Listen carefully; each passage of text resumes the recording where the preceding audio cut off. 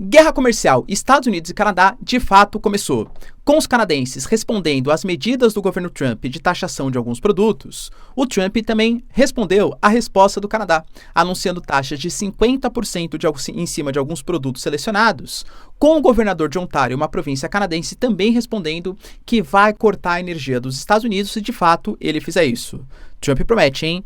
Caso você, governador de Ontário, faça isso, a resposta que virá contra o Canadá ficará nos livros de história. Será que de fato há chance de algum tipo de intervenção militar americana? Falar um pouquinho também, galera, sobre a queda de popularidade do governo Trump, com os índices de pesquisa nos Estados Unidos mostrando que a desaprovação pela primeira vez superou a aprovação em pouco mais de um mês de governo. Quais são os seus erros e os seus acertos nesse primeiro momento aí de governo americano? E falar também, pessoal, um pouquinho sobre a Ucrânia, que faz o maior ataque com drones contra a Rússia desde o início dos conflitos ao longo desses 3 anos de guerra. Mas em momento também que uma reunião, uma cúpula na Arábia Saudita, por que será que a Arábia Saudita está mediando, hein? Vamos discutir aqui no vídeo. Define a Ucrânia aceitando a proposta de cessar-fogo inicial durante 30 dias e mais algumas concessões para os Estados Unidos. O próprio Marco Rubio já falou, se a Ucrânia aceitou, agora a negociação está na mão dos russos. Lembrando que os Estados Unidos voltou a compartilhar equipamento, dinheiro e até mesmo inteligência. Putin já garantiu no passado que não era tão favorável assim a um cessar-fogo que não colocasse um ponto final definitivo na guerra. Será que agora a pressão vai para cima da Rússia?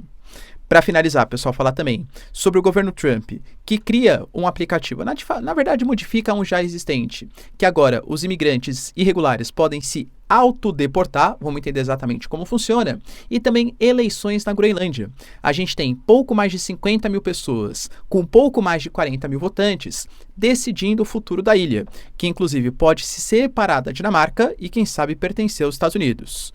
O próprio governo americano garantiu que, independente da choradeira da Europa, o futuro da ilha está na mão do país. Se vocês querem entender um pouco mais sobre esses assuntos, e muito mais também sobre geografia, geopolítica, atualidades, política, polêmicas, enfim, tudo para você se manter sempre bem atualizado, já se inscreve no canal, deixa seu like, compartilha esse vídeo, que eu, professor Ricardo, conto muito com a sua ajuda. Belezinha? Pessoal, recado rapidinho da nossa parceiraça do canal. A sua empresa, a sua marca está em perigo. Eu sei porque a minha também estava até pouco tempo atrás, porque eu não tinha um registro no INPI. Para quem não sabe, eu tenho uma empresa, professor Ricardo Marcílio, que tem todo um ecossistema ligado à educação. É canal do YouTube, é plataforma, só que eu corri o risco de perder por falta de segurança jurídica.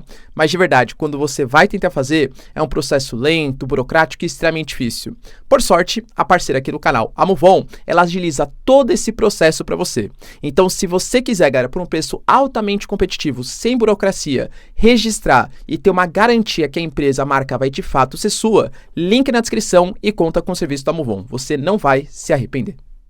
Bom, galera, então bora lá pro vídeo, ó. Como eu trouxe para vocês na introdução, de fato, eu diria que o governo Trump, ele vem desagradando muitos países. E tanto pelas questões mais geopolíticas, envolvendo, né, uma possibilidade de redução da ajuda à Europa, redução da ajuda à Ucrânia, se bem que isso vem começando a mudar, vamos discutir aqui exatamente no vídeo, fazendo acusações até contra os japoneses, que tem um acordo de defesa que só beneficia o Japão e não os Estados Unidos. Eu diria que é uma postura, no mínimo, arriscada nesse primeiro momento de governo Trump. E, se no primeiro mandato, ele de fato, né, com aquele America First, Make America Great Again, ele arranjou algumas inimizades, é fato, mas fora os chineses, nenhum país conseguiu responder à altura às taxações, à saída do Acordo de Paris, enfim, as medidas que ele tomou no seu primeiro governo. Agora eu diria que o mundo é outro e o mundo está respondendo. Poxa, cara, até a gente teve uma mudança do representante, né, do chefe de governo do Canadá, que fez declarações colocando que o povo canadense pode sentir, vai ter algumas dificuldades, porque os Estados Unidos são de fato o maior parceiro comercial do Canadá, mas que o povo canadense está de mão dadas, está unido contra o governo Trump. Inclusive, até essa é uma foto interessante, né, do Justin Trudeau, meio que levando a cadeira dele embora, tipo, ó, me livrei desse problema, agora são com os liberais aí que vão tentar concorrer com os conservadores para saber quem vai conseguir lidar com o governo Trump, né? Essa foto aí meio que viralizou nas redes sociais, tipo, me livrei dessa trolha aqui, né? Justin Trudeau. Pois bem, galera, e talvez os principais países que vêm sentindo essas taxações, sobretaxas, é o México e o Canadá. E os dois países anunciaram respostas ao governo Trump. O Canadá sobretaxou alguns produtos dos Estados Unidos em retaliação à sobretaxa dos Estados Unidos, e isso fez com que o governo Trump ficasse assim extremamente bravo, incomodado com a situação e anunciasse novas retaliações contra o Canadá, que aliás é o que ele falou que ia fazer. Nós vamos adotar sobretaxas contra o Canadá por conta do aumento da imigração irregular, por conta da entrada de fentanil e também por conta do superávit comercial que o Canadá tem frente aos Estados Unidos. A gente quer corrigir essa balança comercial, deixando ela um pouco mais equilibrada. O Canadá, claro, não aceitou a proposta. Também, porque lembrando, fazem parte de um bloco econômico, o UNSCA, que prevê a livre circulação de uma série de produtos. Por isso, o Canadá sobretaxou alguns bens ali americanos. E o Trump, em resposta, anunciou que vai taxar, na verdade, já taxou 50% do aço e do alumínio canadense, alegou que todas as sobretaxas que o Canadá colocou em cima de produtos voltados ao laticínio dos Estados Unidos, produzido no chamado Dairy Belt americano, ou seja, o cinturão dos laticínios, que foram taxados, isso é ultrajante contra a população canadense e contra a população americana. Falou também, galera, que caso o Canadá não tire essas taxas que foram colocadas, ele vai criar uma sobretaxa em cima de produtos automotivos canadenses, que podem obrigar até as indústrias automotivas canadenses irem à falência, já que, claro, o principal mercado consumidor é o mercado americano, e mais uma vez reforçou a ideia que a possível melhor solução seria o Canadá virar o 51º estado americano, para que as fronteiras sejam protegidas pelos Estados Unidos e para que não haja sobretaxa, já que seria de fato o único país. Óbvio, pessoal, que o Canadá não concorda com isso, nós temos protestos em relação à política. Eu até discuti com vocês que a ascensão recente em popularidade do Partido Liberal, que vem gerindo muito mal a economia, principalmente durante o governo Justin Trudeau, com inflação aos alimentos, inflação à moradia, está muito ligado a esse nacionalismo do povo canadense, que vê hoje o Partido Liberal talvez com uma resistência muito maior do que eventualmente o Partido Conservador, entende? E aí, o Canadá falou, poxa, então eles estão respondendo a nossa resposta? A gente vai ter que colocar novas respostas de novo. Isso é uma guerra comercial, taxa em cima de taxa. O governador de Ontário, que é uma província do Canadá, e lembrando que o Canadá ele é um grande produtor de energia elétrica, inclusive parte dessa energia até vendida para alguns estados americanos, porque o Canadá ele tem uma produção hidrelétrica sensacional, muitos rios planáuticos, tem muitos combustíveis fósseis e não tem uma população tão significativa assim. Embora o setor industrial, inclusive a indústria de base, consuma bastante recursos, o Canadá consegue exportar parte dessa energia que sustenta alguns estados americanos. Cara, a gente tem que entender que Canadá e Estados Unidos, apesar dessa rivalidade aí nova, eles são históricos aliados. Seja nas questões militares, compartilhamento de informações, compartilhamentos econômicos. Nunca houve, ou pelo menos num passado recente, maiores rupturas governamentais tão estruturais como vêm sendo confrontadas agora.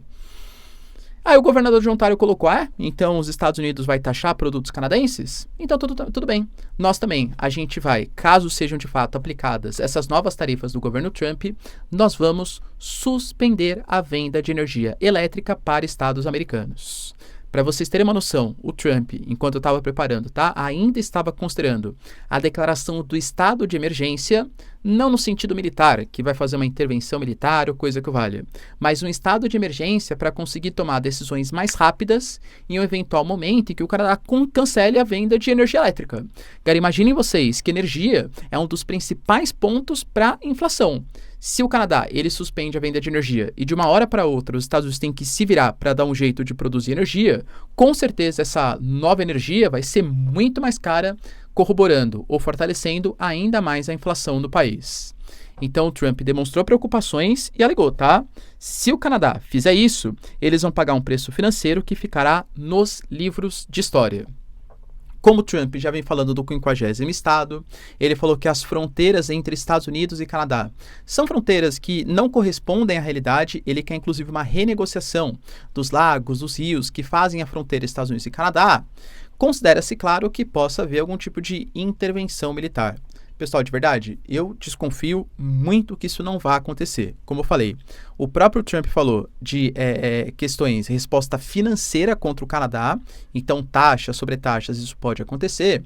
E o Canadá, lembrando, é um membro da OTAN, compartilha acesso à inteligência. Mais do que a relação entre dois governos, existe a relação entre dois estados, Estados Unidos e Canadá. Não acho que isso seria comprometido por meio de uma intervenção militar dos Estados Unidos. Mas que, de fato, o Trump está comprando bastante briga, isso ele está. Enquanto eu gravava, o governador de Ontário, no Canadá, ele revogou a taxação que ele tinha colocado de 25% para a energia dos Estados Unidos, alegando que teve uma boa conversa com o representante comercial dos americanos e que fará uma nova reunião no dia 13, para saber se de fato, né, as tarifas americanas serão colocadas e canadenses também. E isso, inclusive, vem impactando na sua própria popularidade. Sim, galera, nós tivemos aqui, né, na verdade, como se fosse uma espécie de um resumo de mais de 200 pesquisas que foram realizadas desde o dia 20 de janeiro nos Estados Unidos, e o Trump, pela primeira vez, teve a sua popularidade, ou seja, a sua aprovação, ficando abaixo da reprovação. Sendo sincero, tecnicamente empatado, mas a diferença caiu pelo menos em relação ao que já foi no passado. E aí foram buscar respostas, né? Tá, beleza, por que o governo Trump vem tendo uma queda da sua popularidade? De pontos positivos, os entrevistados destacam a questão das deportações, que vem com bons olhos, que nem eu falei de fato, né?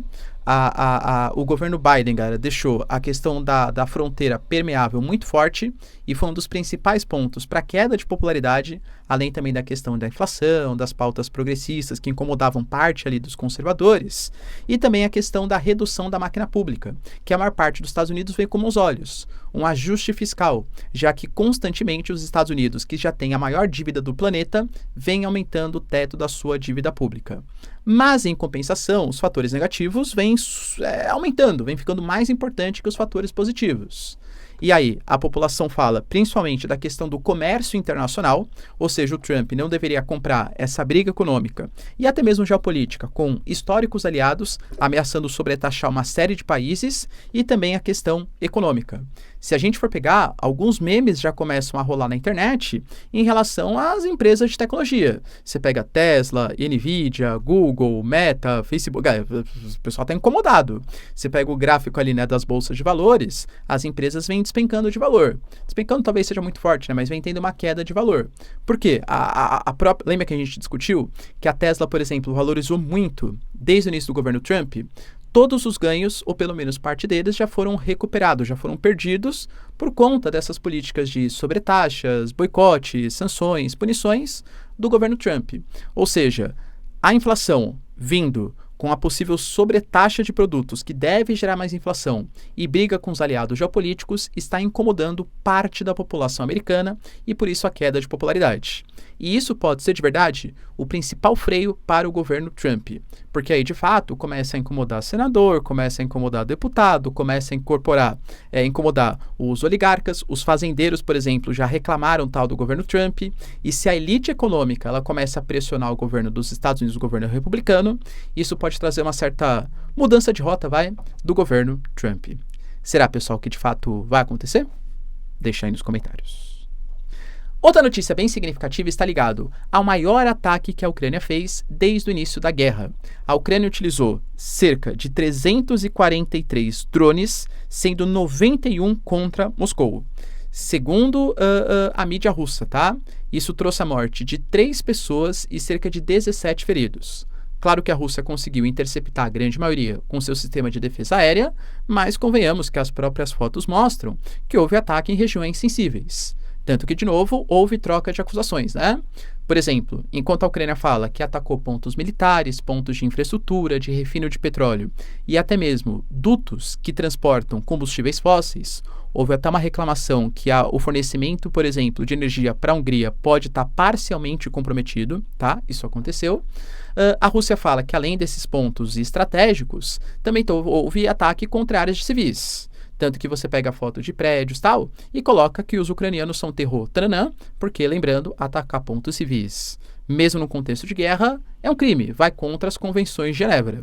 Claro que também, vamos ser sinceros, os russos reclamarem disso talvez não sejam, né, vamos colocar assim, o país que tem o maior gabarito, a maior credibilidade, né, para falar sobre isso. Mas, de fato, galera, foi um ataque bem sensível aí contra os russos, feito pela Ucrânia.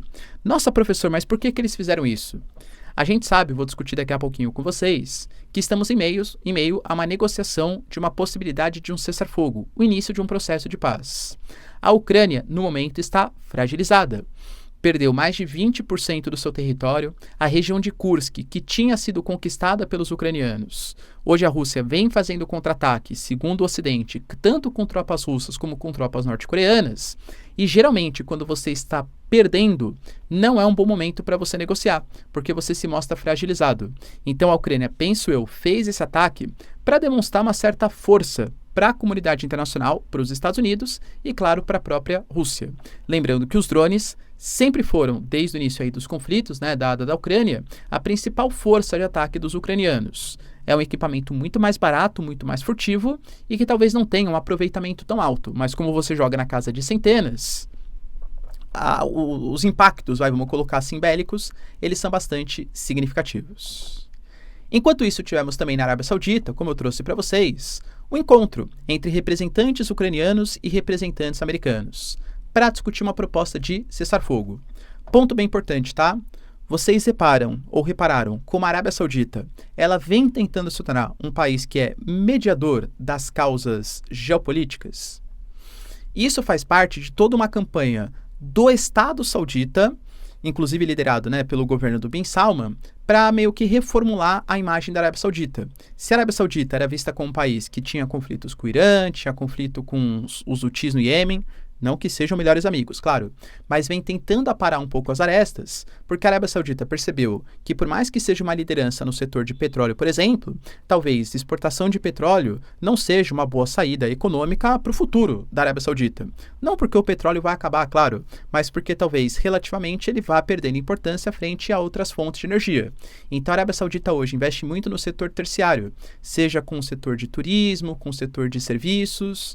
A gente pega, por exemplo, né, todo esse soft power, o sport washing, por exemplo, da Arábia Saudita, com os times como Al Hilal, Al Nasser, contratando aí, pessoal, vários craques, a cidade turística The Line que eles vão construir, o próprio parque do Dragon Ball, né, que vai ser o maior parque aí, especializado no tema do mundo, vai ser construída na Arábia Saudita. Para que isso? Para tentar limpar a imagem do país e atrair essas grandes reuniões, faz parte também desse contexto geopolítico liderado pelo Bin Salman. Nessa reunião entre representantes sauditas, ucranianos e americanos, nós tivemos boas notícias, pelo menos, claro, para quem pensa na paz. Segundo o comunicado dos Estados Unidos e da Ucrânia, a Ucrânia concordou com um cessar-fogo imediato de 30 dias. Depois, no pronunciamento do Zelensky, aparentemente não era nem o que ele estava propondo, hein? Porque o Zelensky falava de um cessar-fogo no ar e no mar, mas nas tropas, né? Ou seja, no ataque do exército, terrestre e tal, haveria uma continuidade, porque, segundo o Zelensky, seria muito mais fácil você fiscalizar. Depois, aparentemente, segundo o Zelensky, não houve essa condição. É um cessar-fogo de 30 dias. A Ucrânia também fala que vai tomar medidas no futuro para discutir com os europeus, Estados Unidos, a instalação de uma paz duradoura e que também o acordo de minerais, os minerais terras raras, avançou bastante. Lembrando que o Zelensky, ele foi aconselhado pela Europa, foi aconselhado pelo Marco Rutte, liderança da OTAN, e até mesmo pediu desculpas para o governo Trump, trouxe para vocês no vídeo de ontem, e o próprio Marco Rubio deixou bem claro, tá? Que participou das reuniões. A Ucrânia adotou um passo positivo no conflito. Inclusive, por isso, nós americanos voltamos a oferecer auxílio militar, logístico, financeiro à Ucrânia, mas nós também esperamos que os russos pensem assim. E aí que mora o problema. O próprio Mike Waltz, por exemplo, que é um representante dos Estados Unidos, falou que de fato vai discutir a proposta de cessar-fogo com os russos em um futuro próximo. A questão que eu trago para vocês é que mais ou menos assim, né? Então, beleza. Os Estados Unidos pressionavam porque a Ucrânia supostamente não aceitava o cessar-fogo, não é isso? Agora a Ucrânia aceitou. Lembrando que é um... Opa, apagou. Bom, galera, como vocês puderam perceber, né? Tivemos problemas técnicos aqui. Estou gravando em São Paulo. Choveu, acaba energia. Podemos gravar um vídeo no futuro sobre o sistema elétrico de São Paulo, tá? Como é que ele atrapalha a produção de conteúdo no Brasil, dentre outras coisas. Vamos deixar isso para o futuro. Mas voltando aqui ao nosso conteúdo. Vocês entendem que, então, agora a bola está com os russos? Porque se de fato antes os Estados Unidos reclamavam que a Ucrânia não parecia predisposta à paz, queria armas para continuar o conflito, Agora a Ucrânia aceitou o cessar-fogo. Só que agora o Putin, ele já tinha declarado, inclusive no passado, que ele não aceitaria nenhum tipo de proposta de paz ou algum tipo de cessar-fogo que não colocasse uma paz definitiva no conflito. O Putin, de fato, ele criou uma série de condições para estabelecer um cessar-fogo, ou pelo menos uma paz aí com os ucranianos. O Zelensky não pode continuar como líder da Ucrânia, porque ele fala de uma desnazi, enfim, né, do território. A Ucrânia não pode entrar para a OTAN. A Ucrânia deve aceitar suspender todas as sanções contra os russos e todos os territórios que foram invadidos pela Rússia devem continuar com a Rússia.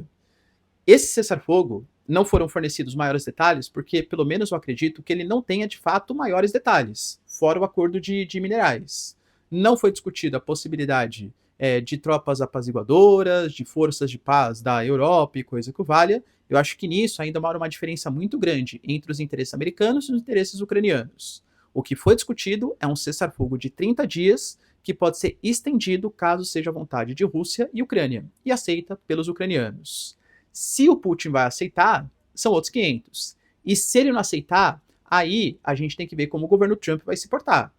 Será que ele também vai começar, já que a Rússia não está aceitando, vão aplicar maiores sanções, maiores bloqueios econômicos, toda essa aproximação de nomeação de embaixadores e tal, tudo isso vai por água abaixo? A gente tem que aguardar as cenas dos próximos capítulos. E de fato, o que eu tinha profetizado, entre aspas, no vídeo, aconteceu.